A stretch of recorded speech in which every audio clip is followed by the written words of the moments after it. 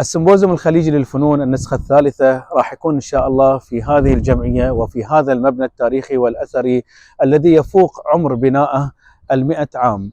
مساحة جمعية البحرين للفن المعاصر حوالي 3000 متر مربع، تحوي المبنى الأساسي وهو الذي فيه القاعة الرئيسية للعمل وقاعة العرض والمعرض. ستكون القاعة مخصصة لأعمال الرسم، وحديقة الجمعية راح يكون مساحة العمل للفنانين والرسامين. في الساحة الخلفية من الجمعية راح تكون مساحة مخصصة إلى النحاتين، وكذلك مساحة مخصصة إلى الخزافين. أما المحترفات في المرسم ومحترف الخزف، فمحترف الخزف راح يكون لأعمال الخزف، ومحترف الرسم راح يكون لأعمال الطباعة والجرافيك، إضافة إلى مساحة مخصصة لأعمال الخط العربي والزخرفة. وفي هذا العام وفي هذه النسخة راح تكون إضافة جديدة إلى هذا السمبوزيوم، وهي مساحة الفن المفاهيمي. ستكون مشاركة خاصة للفن المفاهيمي في هذا السمبوزيوم، وراح تكون هناك ورش عمل إن شاء الله عن الفن المفاهيمي. إضافة أن راح يكون عندنا تعاون وشراكة مع أكاديمية الفنون في روسيا، وراح يكونون مشاركين ويانا.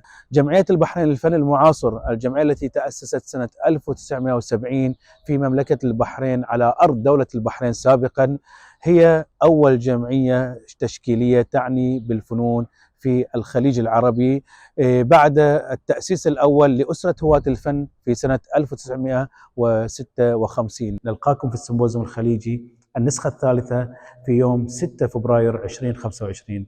كل عام وانتم بخير، مع السلامة.